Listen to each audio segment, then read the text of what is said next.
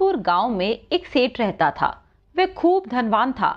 उसके पास खूब जमीनें और बहुत बड़ी हवेली थी। उसकी 2 पत्नियां थी, रमा और माधुरी। उसकी बड़ी पत्नी का रंग काला था। वह खूबसूरत नहीं थी, पर उसकी छोटी पत्नी माधुरी बहुत ही खूबसूरत थी। वह रूप रंग में सभी को मात करती थी। उसका रंग भी गोरा था। छोटी बहू माधुरी को अपने रूप रंग पर बहुत घमंड था। वह बड़ी बहू रमा को हमेशा नीचा दिखाती थी। माधुरी घर के सारे काम सौंपकर अपने रंग रूप पर ही सारा समय व्यतीत करती थी। सेठ भी उसे ही ज्यादा प्यार करता था। उसे सुंदर सुंदर गहने और तोहफे दिलवाता रहता था। रमा हमेशा उदास रहती। वह घर का सारा काम संभालती।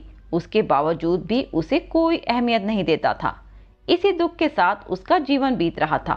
पर वह सोचती थी कि वह क्या कर सकती है। भगवान ने मुझे जो रूप दिया है, अब उसे तो वह नहीं बदल सकती। एक दिन सेठ ने माधुरी को आवाज लगाई। सुनो माधुरी बहू, यहाँ आओ। मैं 1 महीने के लिए शहर जा रहा हूँ अपने कारोबार के सिलसिले में। मुझे 4-5 जगह काम निपटाना है, तो मुझे 20-25 दिन लग सकते हैं। तुम घर का ध्यान रखना।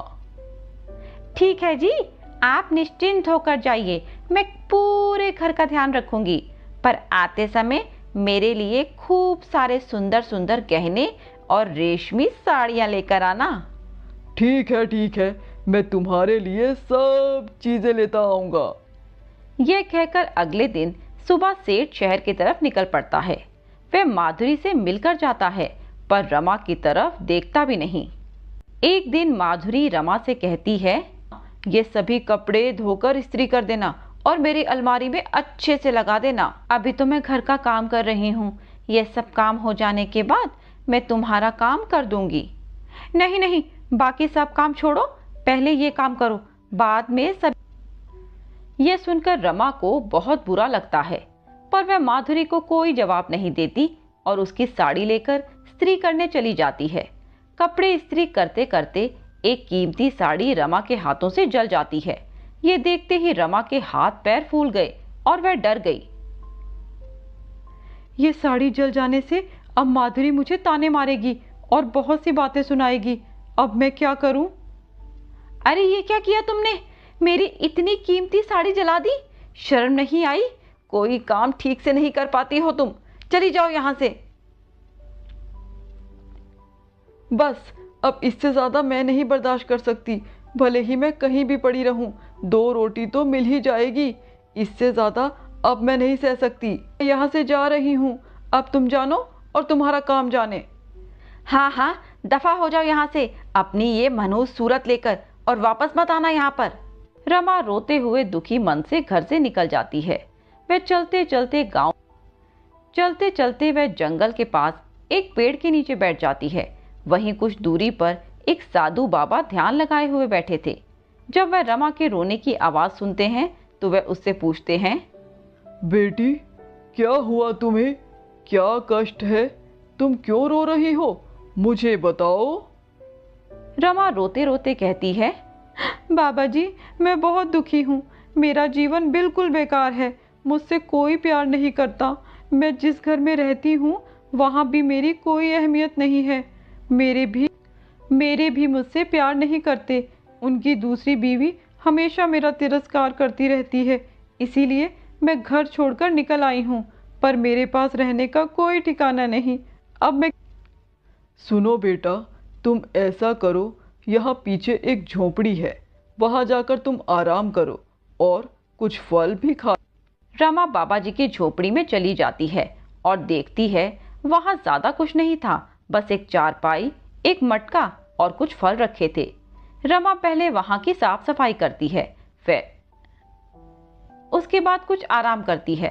वह साधु बाबा के लिए खाना बनाती है और उनकी खूब सेवा करती है।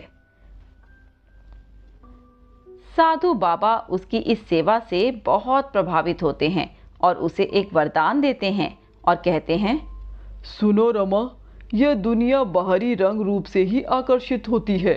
तुम देखने में सुंदर नहीं हो, इसीलिए कोई तुमसे प्यार नहीं। सामने एक नदी है, वहां जाके तुम स्नान करो और याद रहे उस नदी में केवल एक ही डुबकी लगाना। रमा साधु के कहे अनुसार सामने नदी में एक डुबकी लगाकर बाहर आ जाती है। जब वह बाहर निकलती है तो देखती है कि वह बहुत सुंदर और रूपवान हो चुकी है। उसका रंग भी गोरा हो गया था। यह देखकर वह बहुत हैरान होती है। बेटी, अब तुम अपने घर जाओ। अब तुम्हें कोई परेशानी का सामना नहीं करना पड़ेगा। ये कहते हुए साधु बाबा उसे प्रसाद देते हैं, वहां से विदा करते हैं। रमा अपने पति के घर लौट जाती है। जब वह घर पहुंचती है तो माधुरी और सेठ उसको देखकर हैरान रह जाते हैं। अरे रमा, तुम इतनी रूपवान कैसे हो गई? तुम्हारा रंग तो बहुत सुंदर हो गया और तुम तो बहुत खूबसूरत नजर आ रही हो। यह चमत्कार कैसे हो गया? यह सुनते ही रमा अपने सीधेपन में माधुरी को सारा किस्सा बता देती है। माधुरी उसकी बात सुनकर हैरान होती है और सोचती है, काली भद्दी औरत इतनी सुंदर हो सकती है तो मैं तो और सुंदर हो जाऊंगी। क्यों ना मैं भी जंगल में जाकर साधु बाबा से आशीर्वाद ले लूं। मन में यह विचार करते माधुरी अगले दिन उसी रास्ते की ओर निकल पड़ती है। आगे जाकर उसे एक साधु बाबा दिखाई देते हैं। वे साधु बाबा माधुरी को बुलाकर कहते हैं, बेटी, पीछे ही मेरी झोपड़ी है, क्या तुम वहां कुछ साफ सफाई? यह सुनते ही माधुरी साधु बाबा पर चिल्लाती है, आप क्या बात कर रहे हो? क्या मैं आपको साफ सफाई करने वाली दिखती हूँ? मैंने कभी आज तक साफ सफाई का काम नहीं किया। यह कहते हुए वह आगे निकल जाती है। आगे उसे एक बूढ़ी अम्मा दिखती है। वह उसे पानी के लिए कहती है, पर माधुरी उसकी मदद नहीं करती। थोड़ा आगे जाने पर माधुरी को वही साधु बाबा पेड़ के नीचे बैठे दिखते हैं। वह उनके पास जाकर हाथ जोड़कर विनती करती है और कहती है, बाबा, जैसे आपने रमा को वरदान दिया और उसका रूप इतना बढ़ा दिया, वैसे ही आप मुझ पर भी कृपा करें। इस औरत की भावना तो अच्छी नहीं है। ना ही इसमें उस साधु की बात मानी और ना ही उस बूढ़ी अम्मा को पानी पिलाया। पर कोई बात नहीं, मैं इसे यह वरदान देता हूँ। साधु बाबा माधुरी से कहते हैं, जाओ, सामने एक नदी है, उसमें जाकर एक डुबकी लगा लो, पर याद रखना एक ही डुबकी लगाना। साधु बाबा की बात सुनकर माधुरी नदी की ओर चल पड़ती है। वहां जाकर वह जैसे ही डुबकी लगाती है और बाहर आती है तो देखती है वह और ज्यादा खूबसूरत हो गई है। एक डुबकी लगाने से मैं इतनी सुंदर हो सकती हूँ, तो क्यों ना 2 डुबकी लगा लूं, जिससे मैं और सुंदर हो जाऊं। इस लालच में माधुरी एक डुबकी और लगा लेती है। जैसे ही वह डुबकी लगाकर बाहर निकलती है तो देखती है उसका रंग काला हो चुका था। वह बहुत कुरूप हो गई थी। यह देखकर वह रो पड़ती है। वह भागी भागी साधु बाबा के पास जाती है और उनसे कहती है, ये क्या हुआ बाबा? मेरा रूप तो बढ़ना था, पर मैं तो पहले से भी ज्यादा भद्दी हो गई। मैं कितनी कुरूप लगने लगी हूँ। अब मैं क्या करूँ? मैं कैसे ठीक करूँ अपने आप को? साधु बाबा उससे कहते हैं, मैंने तुम्हें कहा था सिर्फ एक डुबकी लगाना, पर तुमने लालच में आकर एक से ज्यादा डुबकी लगा ली, जिसका परिणाम यह हुआ कि तुम्हारे पास जो था वह भी नहीं रहा। अब मैं कुछ नहीं कर सकता। अब तुम्हें जीवन भर इसी रूप के साथ रहना पड़ेगा। यह कहकर साधु बाबा उसे वहां से भेज देते हैं। माधुरी रोते रोते घर वापस आ जाती है। अब वह बहुत ज्यादा कुरूप हो चुकी थी, पर अब कुछ नहीं हो सकता था। उसे इसी रूप के साथ अपनी जिंदगी बितानी थी।